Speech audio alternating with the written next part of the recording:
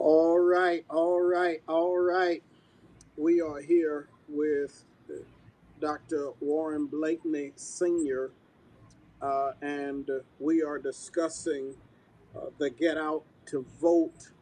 Um, right now, interesting times that we're in, and we want to talk about how we can encourage every one of you to go and vote.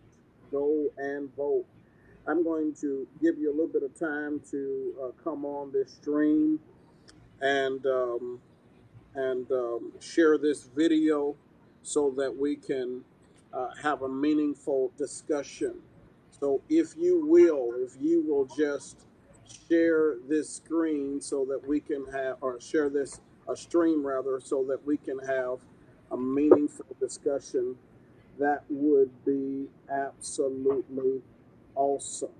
That would be absolutely awesome.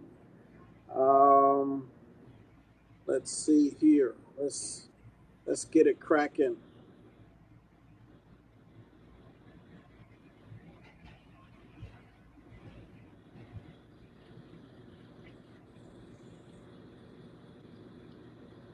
All right. Let's see. Let's see. Let's see. Want to begin by saying thank you to Dr. Blakney for the opportunity to be a part of this discussion about voter registration and getting out the vote. We're going to be talking about voter suppression tonight. We also going to be sharing some details specifically as it relates to your state. We realize that we're talking to people from all across these great United States. And so we're going to be giving information specifically about your state and when those voter registration deadlines are. For many people, it is going to be this week, rather. And so we want to talk about that. So let's get started. Dr. Blakney, can you kind of talk to us about what you believe the importance of voter registration is? We were talking today earlier on a call that we had with preachers, and one of the things I emphasized to them is the necessity for all of us as preachers to encourage our folk to go out to vote. It is going to make a tremendous amount of difference, even in this pandemic that we're in, how the next president perhaps will handle this pandemic and how we'll get a hold of it. Because we do know that President administration is not taking it seriously, and it is continuing to spread in epidemic proportions, particularly among Black and brown people, taking us out and killing us. So even as it comes down to the pandemic, we need to have someone who is serious about how it affects Black and brown people and all people in particular, but especially us. So that's one of the reasons for your own health that you need to go out and get to the poll. And then so many of the civil rights legislation of the 1960s is being eroded, taken away. And we need to be mindful of that. Many of those laws that were passed in the 60s are going to be eroded more and more under this present administration. And so it is important to vote as if your life depended on it, because literally your life may depend on how you vote. Sure, sure. Can you remember a time? Can you kind of go back and reflect to a time of widespread voter suppression like we have? Take us back to that time if you remember, and let's kind of talk about the very blatant and obvious voter suppression issues we got going on now. Well, let me do that, and then let you talk more too to the. But I remember in 1969, 7 to 68, somewhere thereabouts. I remember working with Dr. King. We were in a little town called Greene County, Alabama, and it was 96% African American at the time in the 60s. Yet there were no Black elected officials. We were wondering, how is it that a town can be almost 100% African American, and yet there were no Black elected officials? When we got there, we discovered that many of the Caucasians in the city had been intimidating Black voters. They had gone through the community throwing bricks through their windows of black people. They were voting 2 and 3 times for folks who had been dead for hundreds of years, but were still on the voting registry. They were intimidating folks and really suppressing the vote. So when you do those kinds of things, it's difficult for African Americans to get elected if the vote is suppressed in a violent fashion as it was in the 60s. And we Sure. have it a fashion today, but it's still going on. Right, right. Yeah, there's a lot of voter suppression going on right now today. It's almost like my generation is reliving a time that we never lived in, right? It's as if we're back in the 60s and we're experiencing voter suppression today. And anybody who's paying attention knows, what we're experiencing here today. For example, I was recently made aware of and informed about how it was that the government has just completely um, um, done away with a very effective tool that black people have used for years, which is the Souls to the Polls effort. And I'm going to talk a little bit about that tonight, about how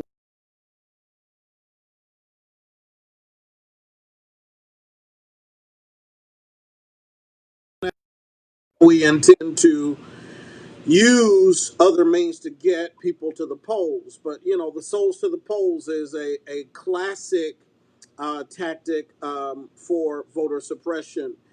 Just recently, the governor of Texas has decided that they would take away voting locations. And many of the black communities are going to be disproportionately affected by the voting locations that they're going to be taken away. And even from the highest levels of administration now, our president is attempting to um, cast a dark shadow over our election system. And so we got a significant issue with voter suppression, which begs the question: why is he fighting so hard? Right? Why is he fighting so hard to keep the voting down? And so, I think that one thing that we aim to do tonight is to spark some excitement in people that it's really time to get out and vote. It is. As a matter of fact, we had a voting precinct at my building for many years until this past year with COVID. We had 1,600 registered voters in that precinct. And the highest votes I ever saw in the precinct that I had at the building was when Barack Obama ran for president. And it was over half, more than half of the folks in that precinct voted. But in local elections and other elections, we very rarely showed up to vote for governors, for state senators, for state legislators.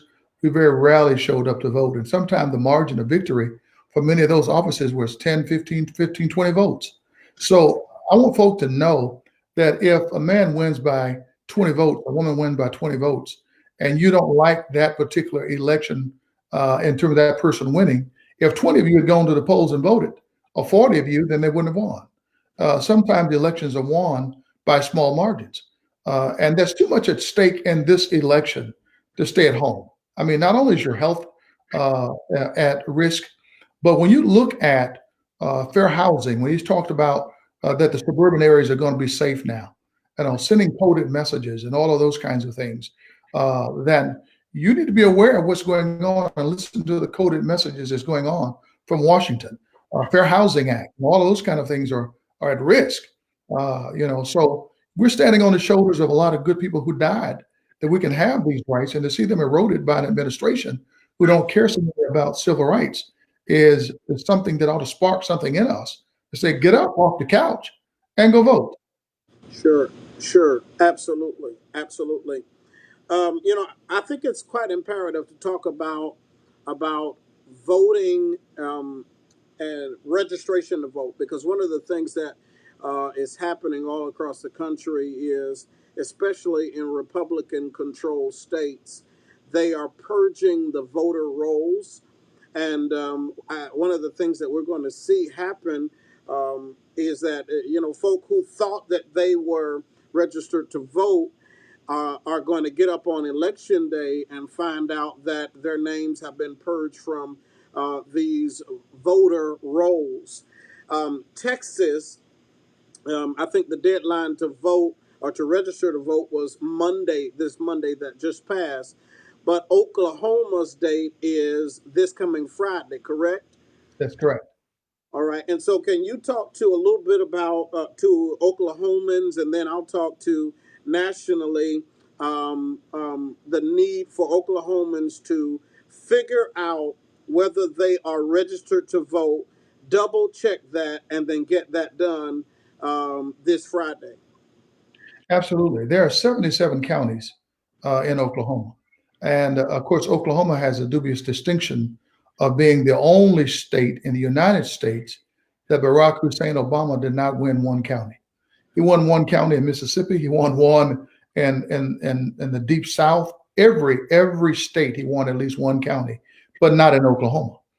We are the reddest state in the United States. So our votes count. It counts to the overall picture of what it looks like. Because if we're going to have solidly red states that are going to be at play here, and they take these states for granted, every vote in a red state for a president that looks out for our welfare, is concerned about our welfare, every vote will count. Because when you look at the Electoral College, look at the vote itself and the majority of votes, it makes a difference. So Oklahomans, because we are such a red state, then all African Americans in the state of Oklahoma ought to be about the business to say, we ought to get up and go and vote to make sure that though this is a red state, our voices are still heard in the national election. Right, right. You know, I think there's a lot of people that don't quite understand how this voter registration thing work, and so I want to take a moment because if you're not listening from Texas or Oklahoma, you need to understand when your state that ceases voter registration. And you might be saying, well, I'm already a registered voter. Yeah, you might be, but that does not mean that your name has not been purged from the voter rolls. And so I want to take a moment and talk about it so that anybody who's watching can understand when they have to register to vote. As a rule of thumb, most states shut down voter registration 29 to 30 days before the day of election. However, some of the more liberal democratic states afford you an opportunity to vote up to 15 days before the election. As a matter of fact, California says that you can register to vote 15 days before the election. If you're going to vote by mail, it needs to be postmarked 15 days prior to the election. Colorado says that their registration date is in person. And that's quite interesting about Colorado. You can literally register and vote on the same day. If you're going to do it by mail, it requires 8 days prior to that. Connecticut is interesting. You can also register on and vote the same day. Now, I wouldn't recommend anybody do that. I would highly recommend that you take the 30 days before and prior to your election day to make sure that you are registered to vote and then exercise that right as best you can. Because this is indeed a historic election. Some would say one of the biggest elections that we've ever had in the history of this country. And so I want to take a moment and go down memory lane for a moment before we talk about what we plan to do in the near future leading up to election. Let's go down memory lane for a minute, Doc. How did you feel the night that President Obama was elected as president of these United States? It is difficult to describe. Actually, I was in Houston, Texas. I can tell you exactly where I was. I was in Houston, Texas, in a hotel room. My wife was fighting breast cancer at the time, and she was down for treatment. And so we were there, and she had gone to bed, and she was too tired to stay up because she was feeling so bad. I stayed up to watch the outcome, and I remember thinking, out of all the marches, out of all of the fire hoses, out of all the dogs, out of all the acid that was thrown, all the times that I almost lost my life as a child marching the streets just to be able to vote, all the flyers I passed out. I never thought I'd see the day in my lifetime that I would see an African American male elected to the presidency of the United States. And I remember all of those feelings bombarding me at the same time. But yet, there was a feeling because of my spiritual nature that say that God will make a way somehow. And I did my own jubilation, my own shouting, and I remember a feeling of pride in my country. And I do say my country because we helped build this country. And when folks say to me, y'all ought to go back where y'all came from, to me, that's Tuscaloosa, Alabama.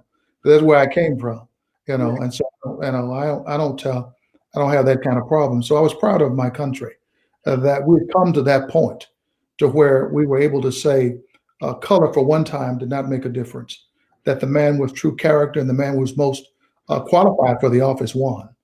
So it made me proud to see that. And certainly as a black male, it did something for all of the hardships that we've had in this country for 400 years. To see the struggle come to a point where a man could be elected, it was a great feeling. No doubt, no doubt. Yeah, I was a student at Southwestern Christian College on that day, and it was a tremendous feeling. I remember, you know, us jumping in buses and cars and going to the polls and casting that vote. That was the first time I had ever voted in my life, and I remember that feeling. Uh, and in many ways, while that day and that time was historical in its own right, this vote is just as historical because of the time that we're in.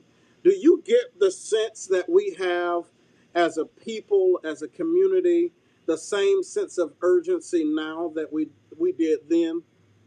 What I do see, and that I'm so proud of, in the civil rights movement of the 60s, there were many times Jews and African Americans and some whites that were involved in the civil rights movement.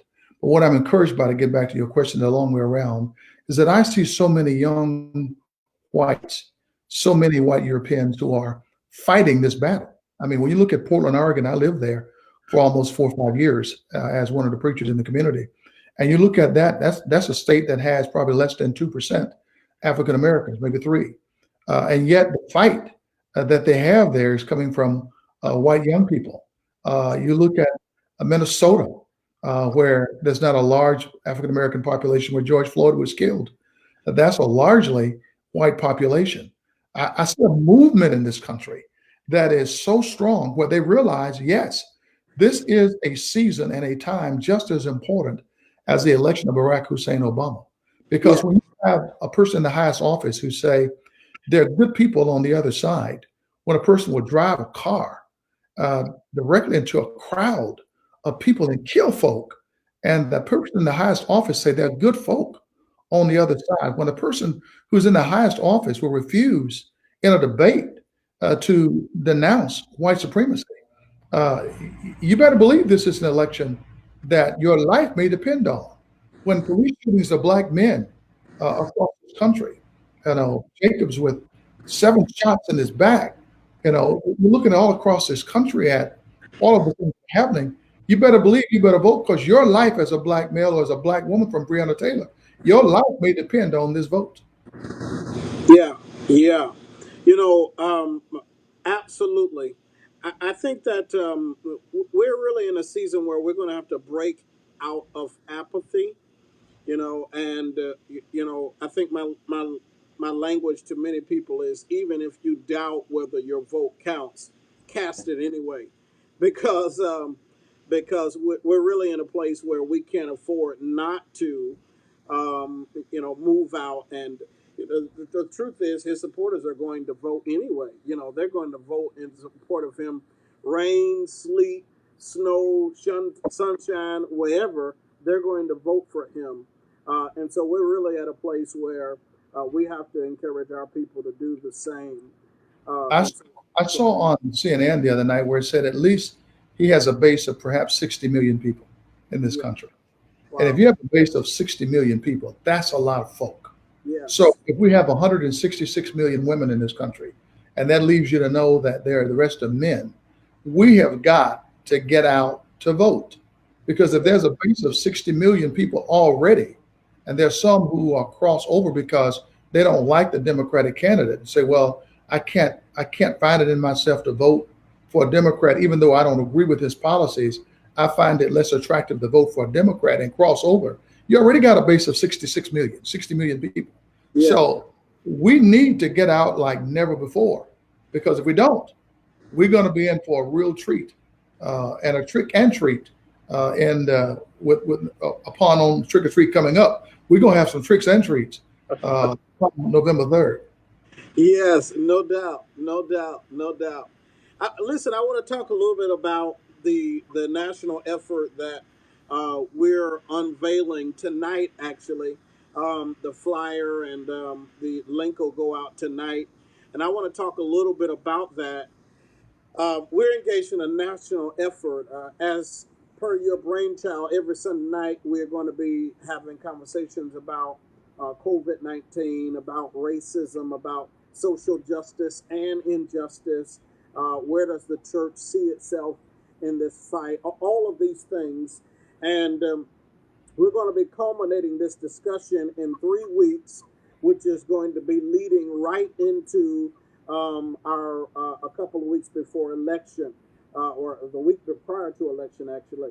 And so we got a national campaign going on right now that will replace what the government tried to destroy, which is this effort of souls to the polls, and carrying people out to the polls in church vans and making that illegal and all of that.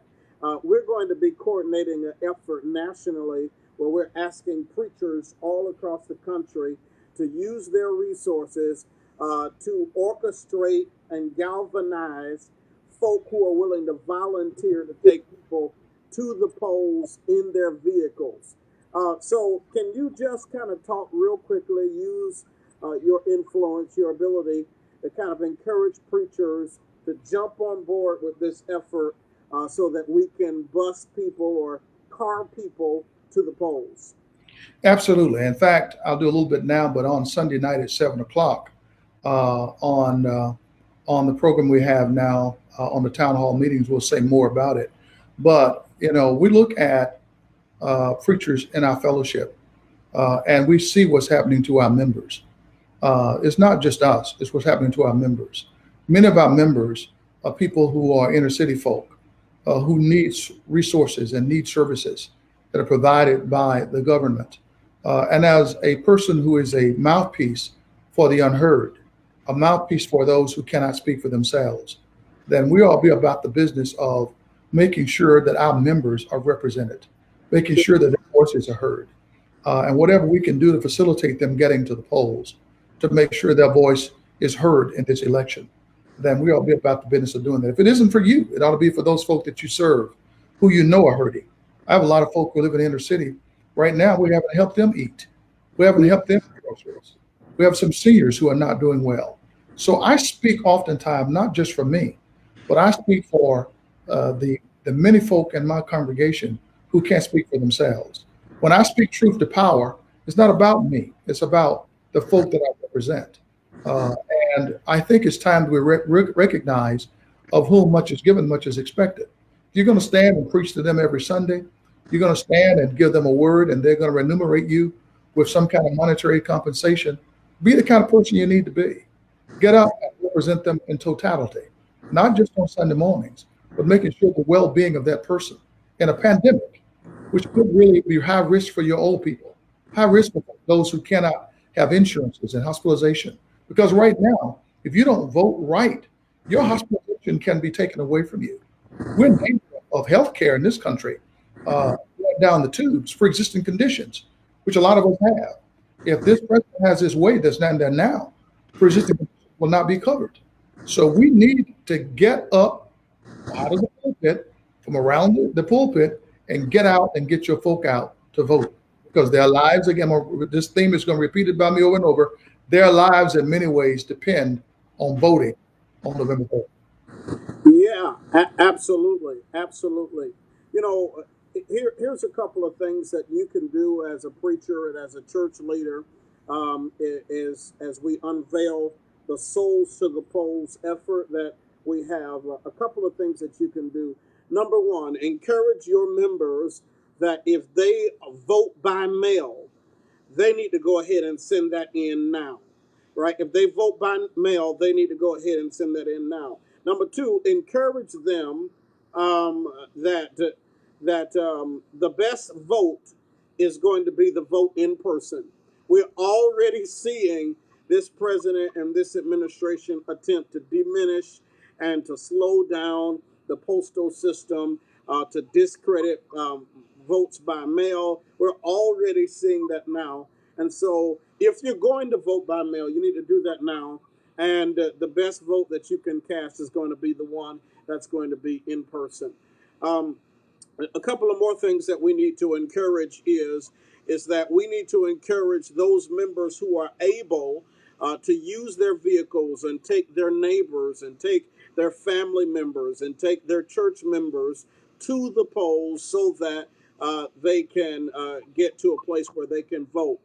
Now, we need to also be willing to help our elderly members with filling out the ballots and understanding what they mean and what they say and who's on the ballots and things of that nature. All of those are going to be vitally important for you to help in this whole process for getting people out to vote. Exactly, exactly.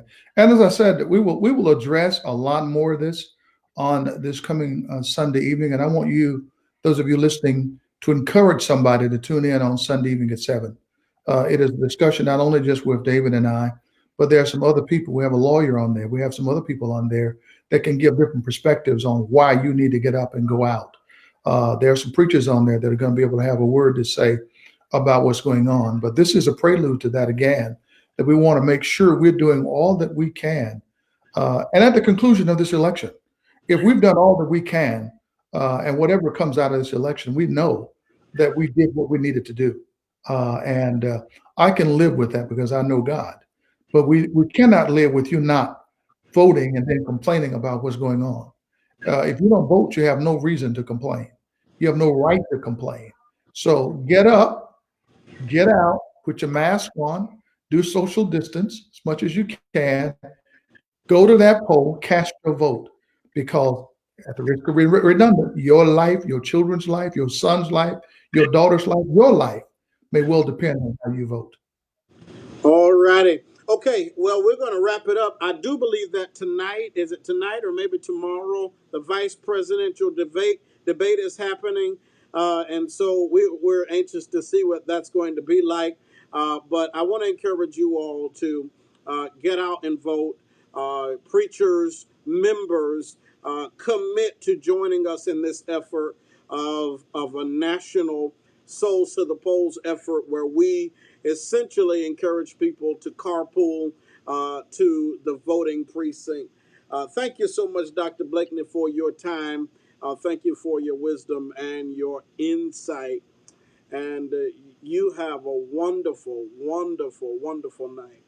You too. And again, to those listening, you do the same. Join us 7 o'clock on Sunday night. God bless y'all.